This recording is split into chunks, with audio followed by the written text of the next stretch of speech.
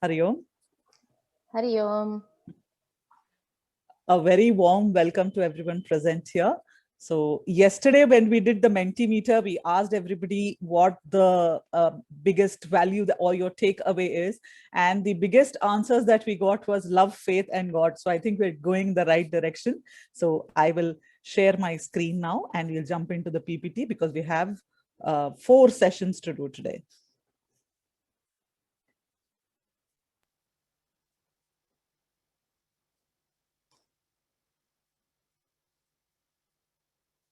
So the first lesson that we're going to do today is from grade 5, lesson 1, A Manual of Life. Then Birds Fly to Inspire, God is One, Forms Are Many. And in class 6, lesson 22, Wisdom Tweets.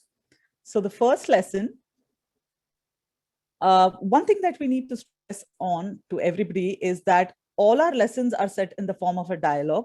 So the children have a query, they come and ask the parent, or it's a teacher student, or what we need to understand is our scriptures are based on dialogue, on free thinking, on asking doubts. So this is one very important aspect. Whatever lesson we are sharing in spiritual development, we need to keep this in mind. Yeah. So this lesson is going to teach us about the different scriptures of Hinduism. We will feel and appreciate the Vedas being the treasure house of knowledge, and we should learn to respect and worship all forms of knowledge. And at the same time, first get to know about our own culture also. I love all mothers in the world, but I love my mother the most, right? So first I need to know about our culture. We always respect and worship all forms of knowledge. So the main message for this lesson is love and respect for our ancient scriptures and Indic knowledge system. So this is going to be the message with which we are going to tell the story, where the child develops awe and respect for this great knowledge that is being handed over generation to generation. So the main thing in the lesson is where we are going to talk about the scriptures. Most of the religions have only just 1 or 2 books which they refer from. I still remember Pujya Gurudev's thing where he used to say, like, you have 1 or 2, you want to know how many books we have, welcome to our library, right? There are so many books. So this is a broad classification of what has been given. It is divided into Shruti, Smriti, Itihasa, and Puranas. So now Shrutis, in the Shrutis, the Vedas come. In the Smritis, we have the codified laws for the roles and responsibilities. Itihasa is our history. It's how it happened. In that, we have the Ramayana and the Mahabharata. This needs to be emphasized again. It's not an imaginary story. There is historical proof that Ramayana and Mahabharata indeed happened. Itihasa also means thus it happened, or indeed it happened. Now, the same values which have been told in the Shrutis, Smritis, live through in the Itihasas, they are illustrated in the form of Puranas. So that is another, in a story method, the same values are shown, and how when people emulate, it's easier for us to connect with it. So different Puranas, all of us know, the Bhagavata, Shiva Purana, Skanda, Matsya, there are so many of them, there are 18. Yes, so this is the main purport of the lesson. So coming to the story narrative, emphasis on the freedom that our Sanatana Dharma gives, and it is there for every part of our life. So it's not that it deals only with the transactional or it deals only with the transcendental, right? It teaches us how to do well in the transactional also, and in the through the transactional reach the transcendental also. So this is something that we need to understand. It's a very complete system, and whatever we want, right from the highest to how to live our everyday life, to how to cook, to how to eat, to how to sleep, what are the methods for that, how the house should be built, we have the science for everything. So the child has to develop that love and awe for our culture. So that would be the main emphasis.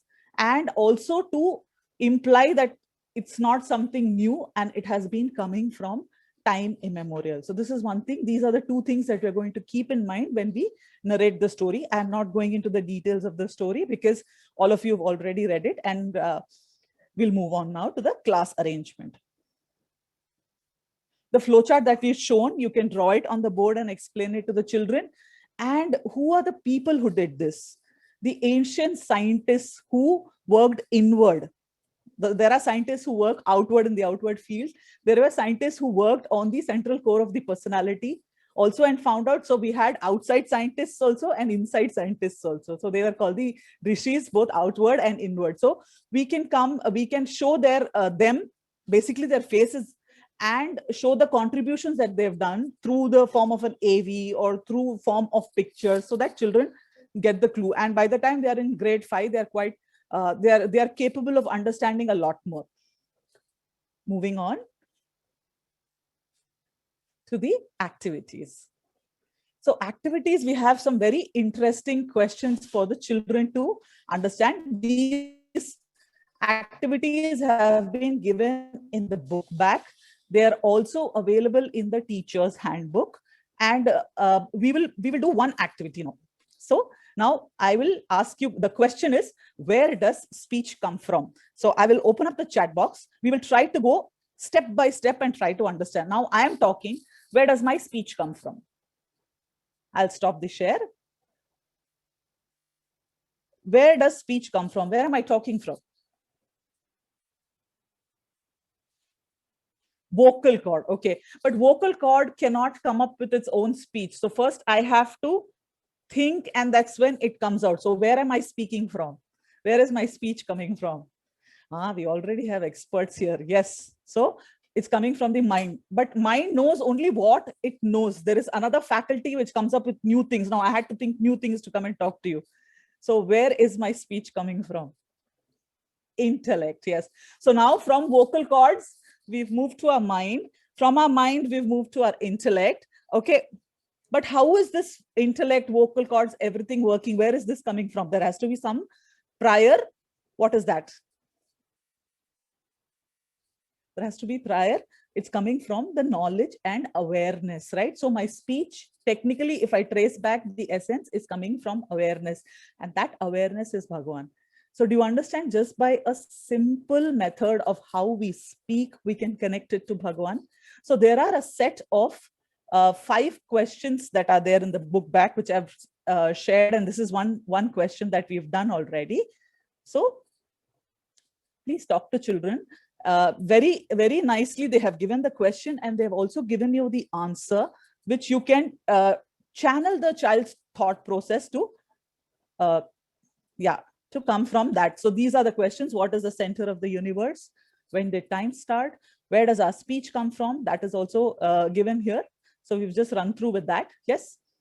So what our ancestors did, they were great thinkers and were advanced in all field of sciences, right? And what did our Gurudev do for this? Like in this modern day and age, he was one of the forerunners of spiritual renaissance. He made the ancient scriptures so relevant. Before that, we were just keeping the Gita in the puja room.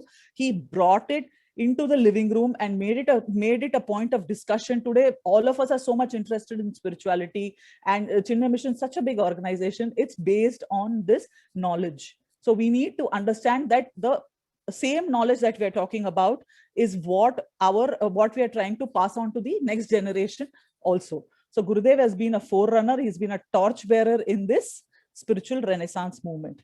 See, we are a Chinmaya Vidyalaya school. So we have to connect to Gurudev through every means possible, because it is his vision finally that we are trying to follow here. So this is something I need to emphasize on again and again. This book, the Life and Aradhana series, is based on the Chinmaya Vision program.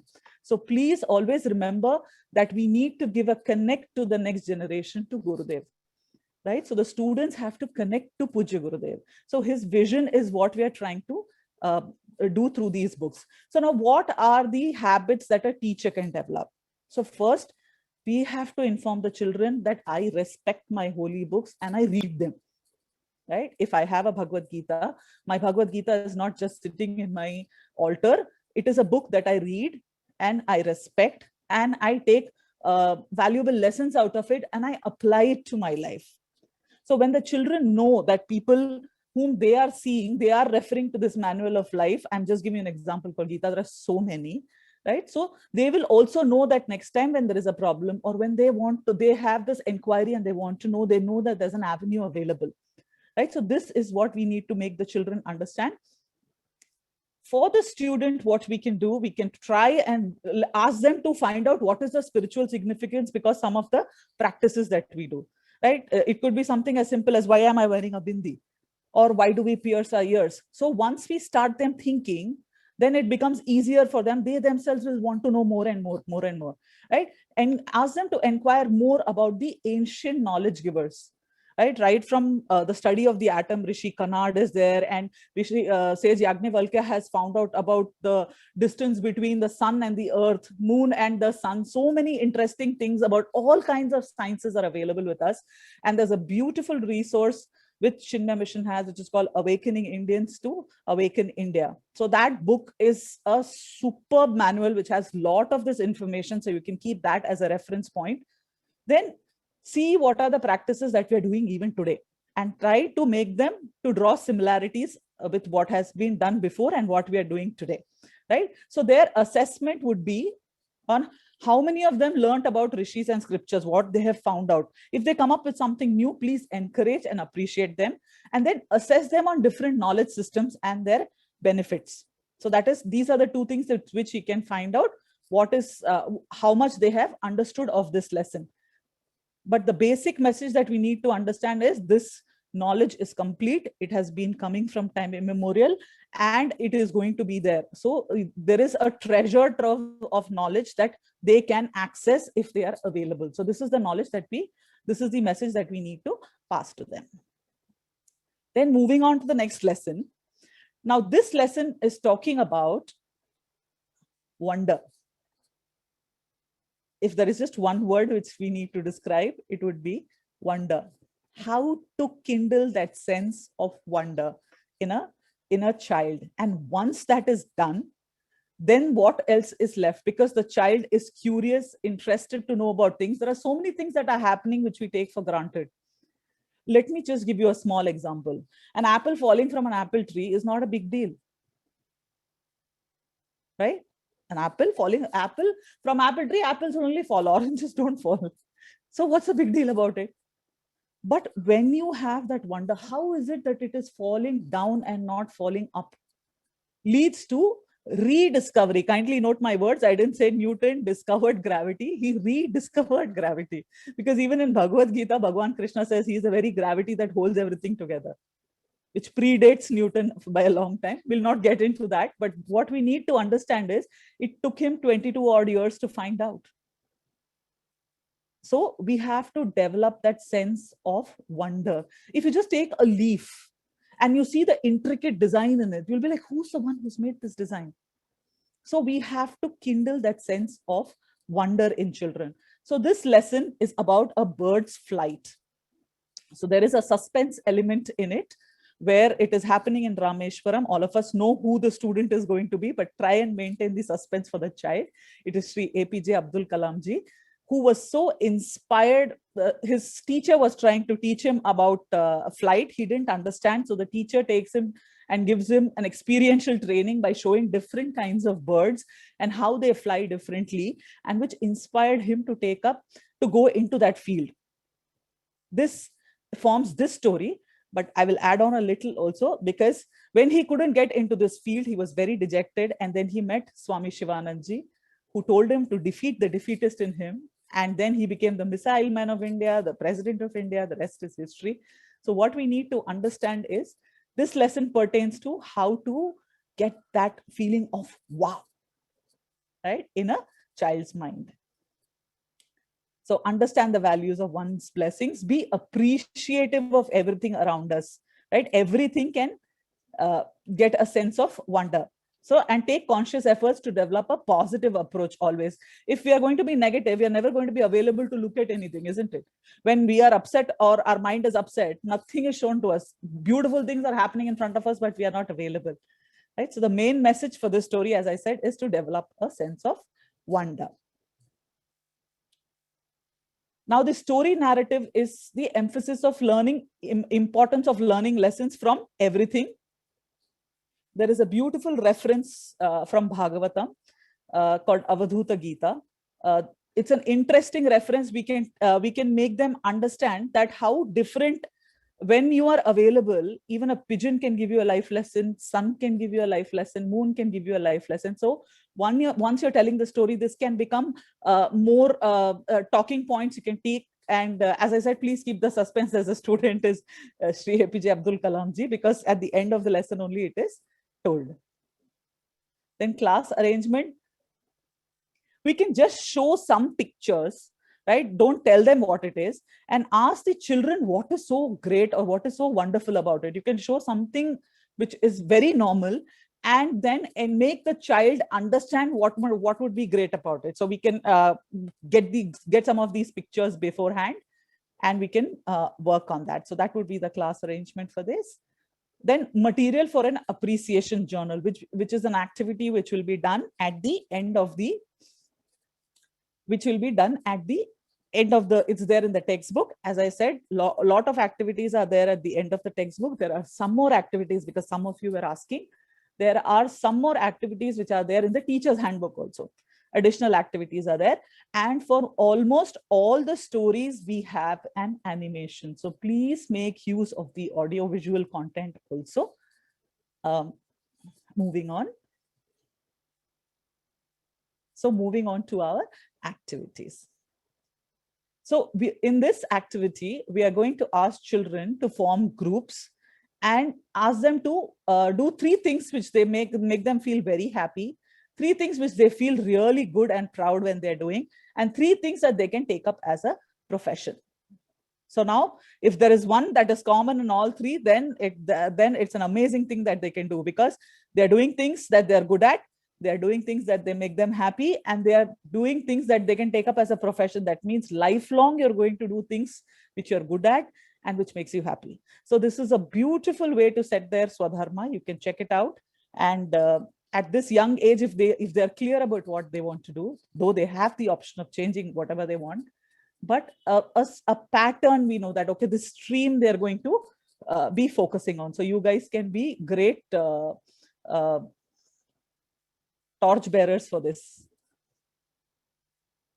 Okay, so then the next activity is you ask the children in the group to answer the questions below for other children in the group, right?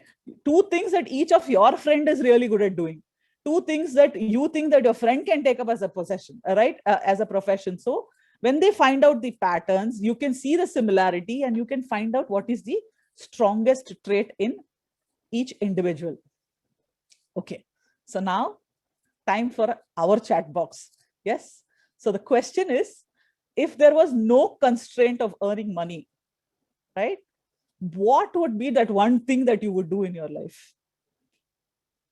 I'll stop the sharing and look at the chat box. I'm looking for some interesting answers. Somebody already has their Swadharma, teaching again. Sujata ji is told, I am going to be teaching again only. Yes. Prema ji says, I will connect with nature. Super. Other answers, please. Farming. Oh, what a beautiful thing. Meditation, teaching, serving ashrams, gardening, music. Oh, we have some very varied answers. Move around the world. Yeah. I would pack my bags and never come back. Writing stories, loving children, farming, music. Now the speed is catching on. Yes. Okay. So now, since we know this, even if we can't do this full time, let us make this our hobby. Why? Because when we do the things we love, we develop that sense of wonder, isn't it? A same place, the picture taken at different times of the day can give you different visions, isn't it? So this is a very important thing that we need to understand. We need to do things that make us happy. We need to things that we are good at also. Yes, super. Thank you so much for this lovely feedback. Super. Yeah.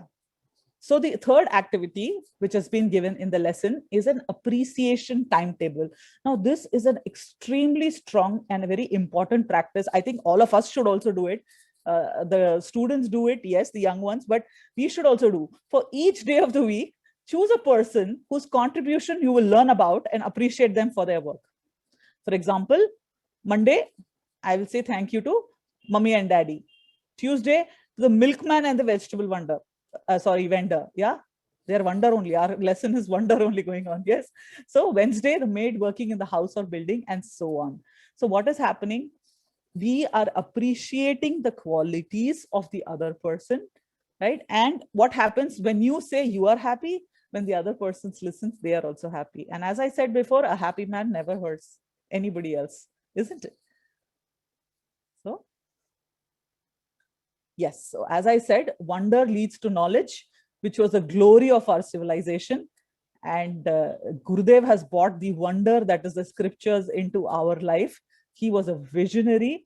He knew exactly how the everything worked, and he was so beautifully connected and yet above it, right? So these are the this is what our great people have done. Now, teacher, right? What do? I try and see the wonder of God in everything. And I appreciate the uniqueness of everything in this world. So this is something that can come. I cannot give you points like, appreciate sun today, appreciate moon today. No, it is something that has to come from within, for which we have to be available, right? Now, what we need to make the children understand also that each one of them is unique. They are amazing and they are beautiful. Because generally always the emphasis is on either studies or sports, isn't it? Like, you will see two factions, one who are good at studies and one who are good at sports. But there are so many other things that people are good at, right? So many things that children have their beautiful uniqueness. So if we can make them feel that, because so many times, like, if you're good at studies, you can't be good at sports. If you're good at sports, you can't be good at studies. So there are these lot of labels that are being put, which stops us from learning about the other wonderful things that are there, right? So we are going to remind the child to remember that he or she is unique, and how are they going to appreciate the wonder in this world, right? Because learning can happen only when there is wonder and appreciation. Yes. So yes, so the assessment for the same would be, as I said, you can give them different objects and ask them to find what is unique about it, right? And then give them a project where they explain how wonder and inquiry led to world's greatest inventions and discoveries. So this can become a project for them, and you can assess them on the same. So with this, we finish our second lesson, and now we are moving on to our third one, right? Before we move on to our third one, I have a question. Yes, please use the chat box. How many gods are there? You can choose any number you want. We've heard so many are there. How you are saying infinite gods are there? Okay, lots. Most of you are already jnanis, I told you, right? All of you are writing one only. How there is only one God? Yes, 34 lakhs. One. Okay, yes. So now all of us know one, that there is one God, forms are many. But now in the lesson, we are going to see how forms are many. Yeah, so we will start our screen sharing. Or we'll see the video first.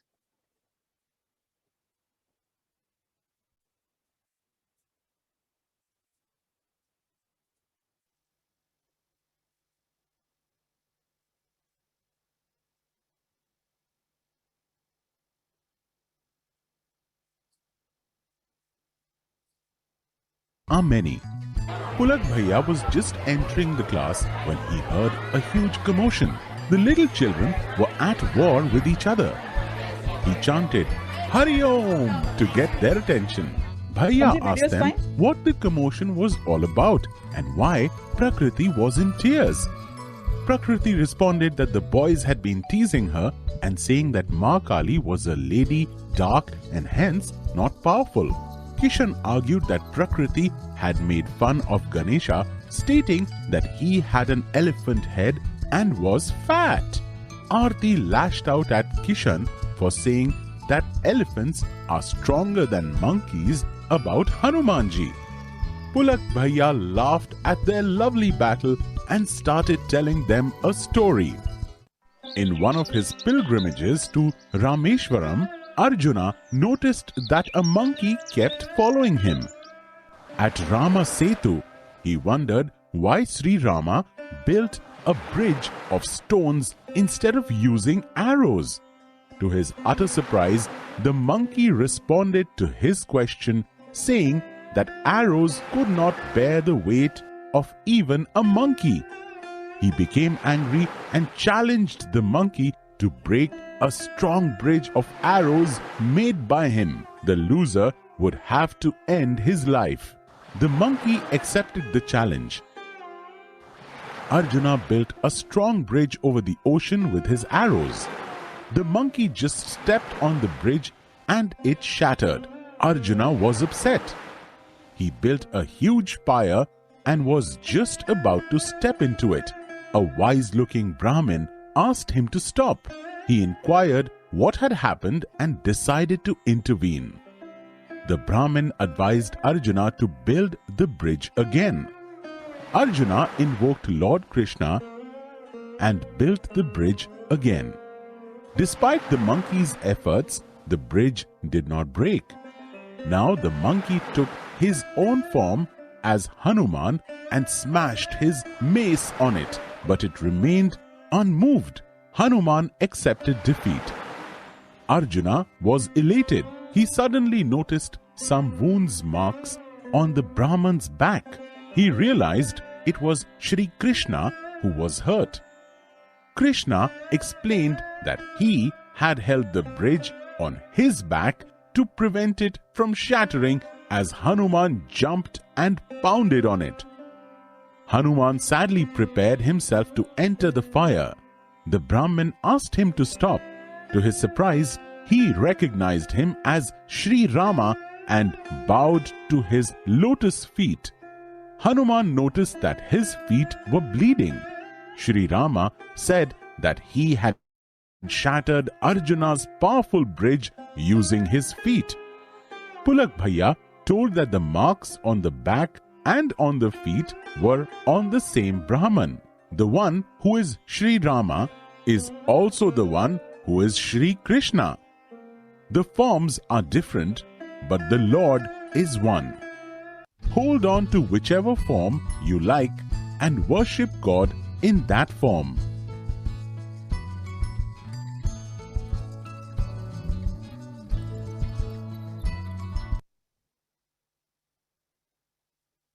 So I hope all of you like that story where we saw like God is one, but forms are many. Another interesting thing which I noticed when I was watching, whenever a little bit of ego comes in, the bridge breaks, right? When you think of Bhagwan and there is no you in it, then the bridge stands strong, isn't it? Yeah, so beautiful story. Now we will go into the PowerPoint.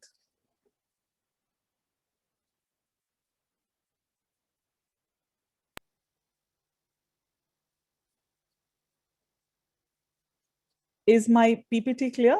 Can I see a thumbs up? Anybody? Super. Okay.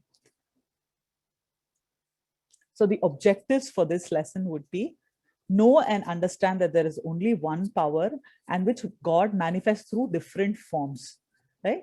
Then appreciate that this freedom is a unique feature in Hinduism where we can worship Bhagwan in any form of our choice. And then doing would be practice all forms of God as that one supreme power, right? So the main message is that there is only one God, all forms are his, and he is beyond all forms. So this is what we need to understand, that whatever we see is Bhagwan, whatever we don't see is also Bhagwan, there is only one. So may look different, but the essence is only one.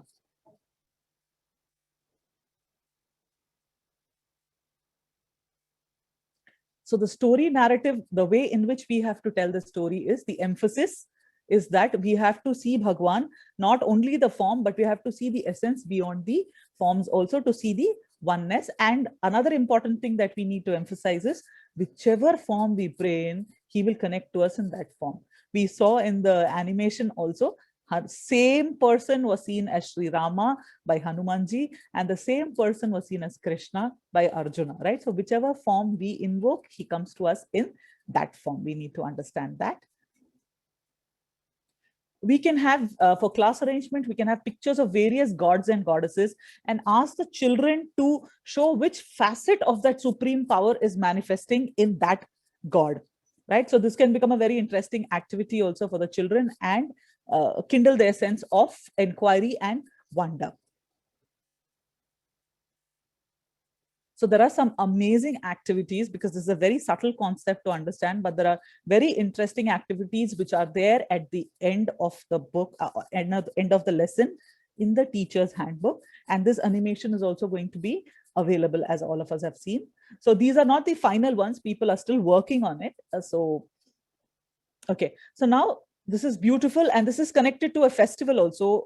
If I will ask in the chat box after we finish this, which festival it is connected with, right? So you take a big ball of clay, you're making different objects out of clay. You're going to now write down the names of the objects on a piece of paper, right? So you can make different, the sky is the limit, how many objects you can make out of it.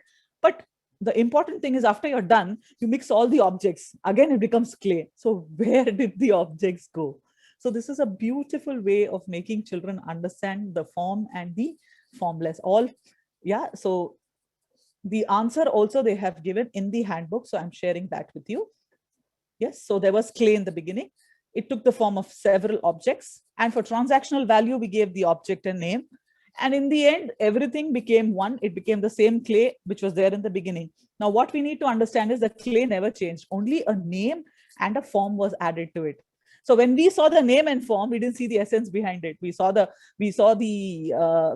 elephant, we saw the ball, we saw the boat, we saw the car, but we didn't see what is it made of. It is all made out of that very clay that we made, right? So similarly, God is the cause of the universe.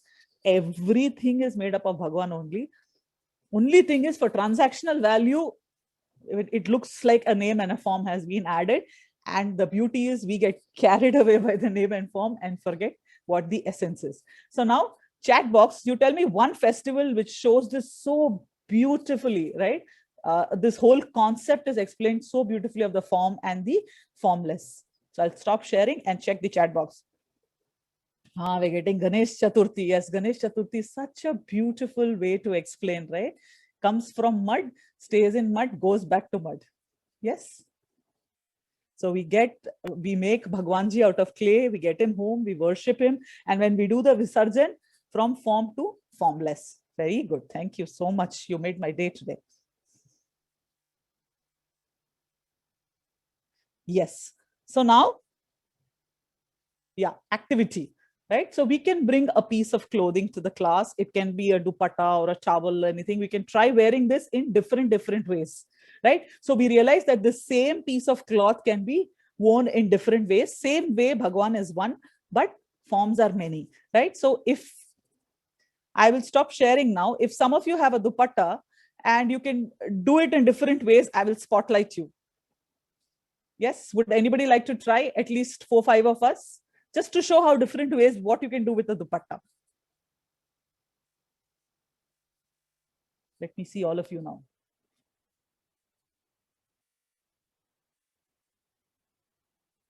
Anybody is trying? Oh, Premaji is already started. Yes. Yes, others, I will spotlight. Don't feel shy, it's us. We are showing a very important concept.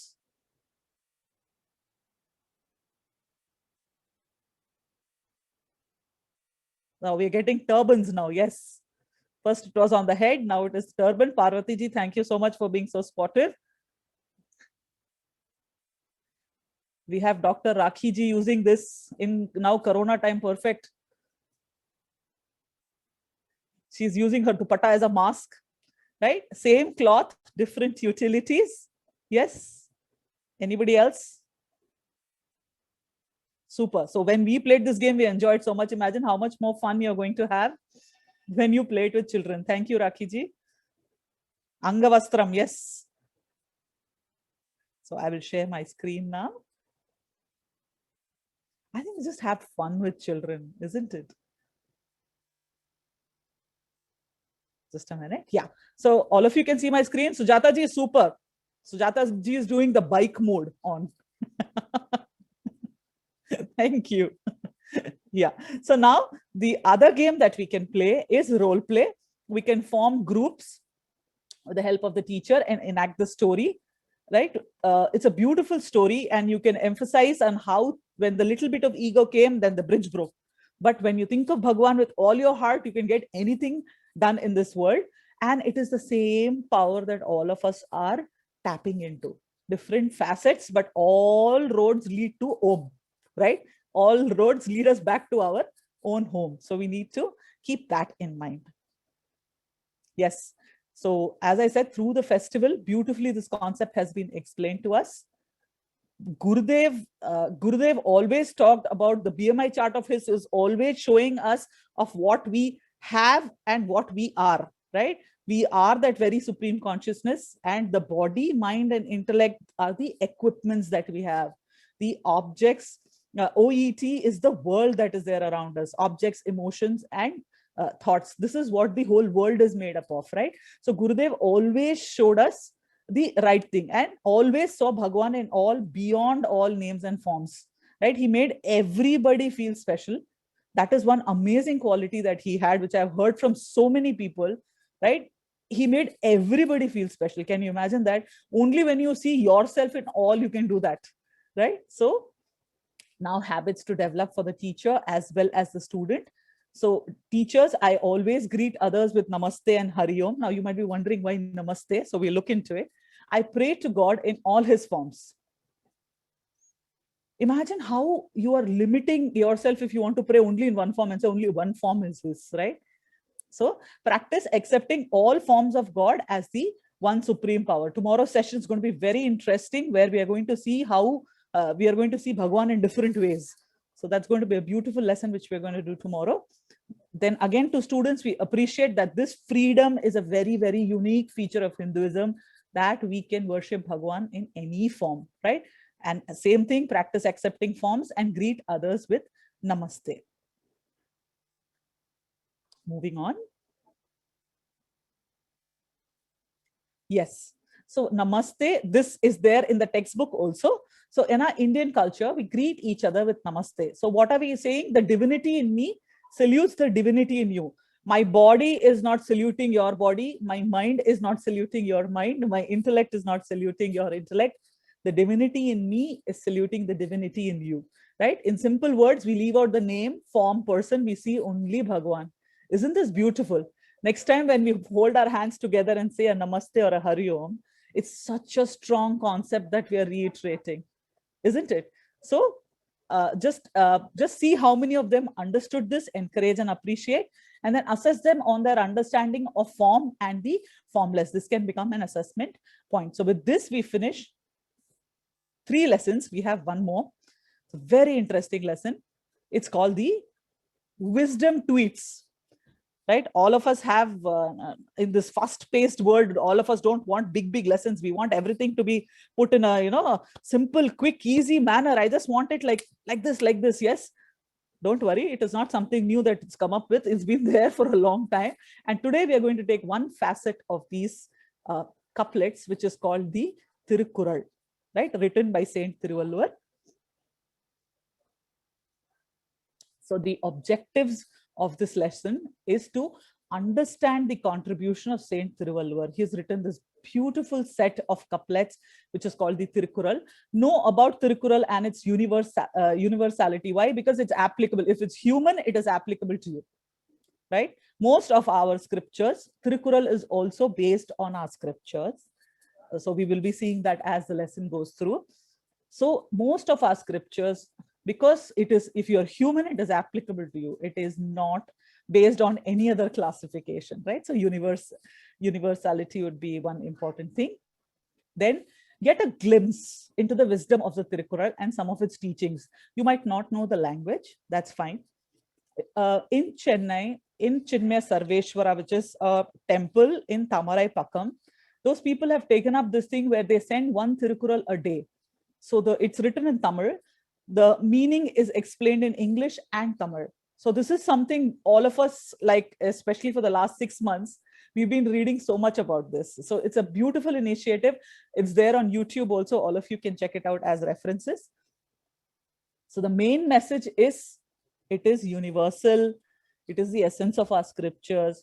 These are full of wisdom on all facets of life. We need to understand this. So it has on dharma, artha, kama, and moksha.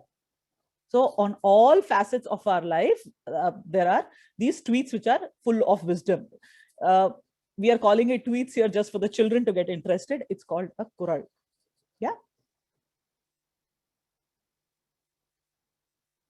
So the class arrangement would be a picture of Thiruvalluvar and some of his most famous Kurals. Yeah. So some wow facts for the children. Yes. Did you know that Thirukural is relevant to people of all cultures and times. We've discussed this. Thirukural is one of the books that has been translated into most languages after the Bible, right? Thirukural is used to swear the oath of truth in the courts of law in Tamil Nadu, right? The combined height of the famous Thiruvalluvar statue and its pedestal is 133 feet. Now, 133 feet is interesting because it is 133 chapters that are there in Thirukural. Yeah, so it's a tribute to that. So these are some wow facts about the Thirukural. The whole story is given very beautifully, where this child is connecting, and Thirukural itself is personified and it speaks, right? So I'm not going into the specifics there because all of you can read that up before the lesson. So this is an excerpt which is taken up from the book. So it says the first section is Aram, then Porul, and Inbam, right? So then Ananya, who's the main protagonist, she's asking, but are our lives only about earning and spending? So for which the Thirukural says, yes, Ananya, you're smart. The fourth section is called Vidu, or ultimate goal. This is moksha. As this is the highest goal, it's been included in all three sections, right? So dharma also is for the sake of moksha, right? Artha is also for the sake of moksha. Use it well and transcend it. Then everything is for the sake of the ultimate, which is moksha. So this is the viewpoint with which we are going to take this lesson.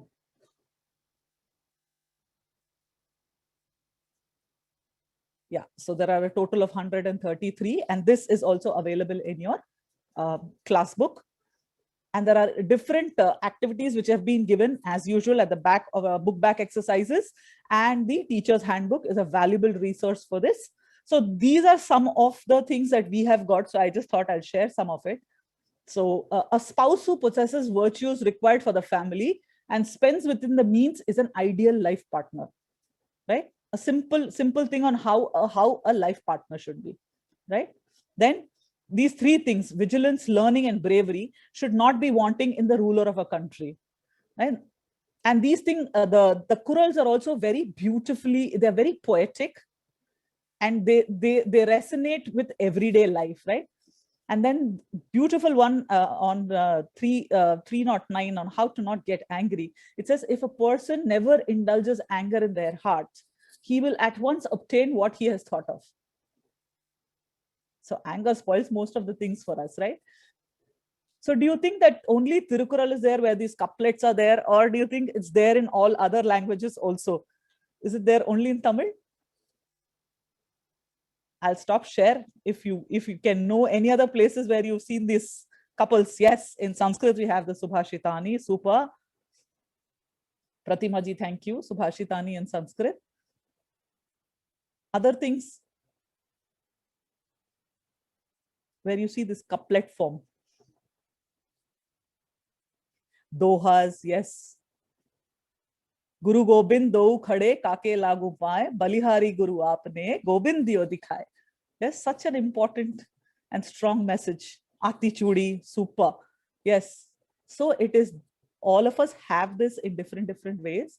Yes, in different languages. In Marathi also it is there, Manache Shloke. So they're different there. We've seen so many dohas also. And if you see Awadhi also, in the Awadhi language, you'll see a lot of dohas. So beautiful.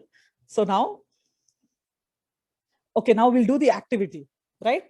Oh, we are already out of time. Okay, so what we're going to do is, some of you can probably write your own couplet with wisdom. Yes, if you have time, and you can probably share it to Shanti ji, and Shanti ji will share it with us, and we'd be very happy to see it.